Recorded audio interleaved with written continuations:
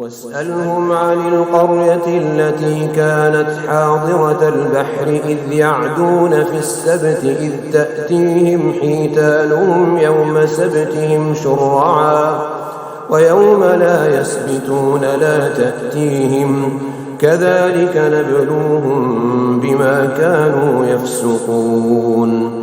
وإذ قالت أمة منهم لم تعظون قوما الله مهلكهم أو معذبهم عذابا شديدا قالوا معذرة إلى ربكم ولعلهم يتقون.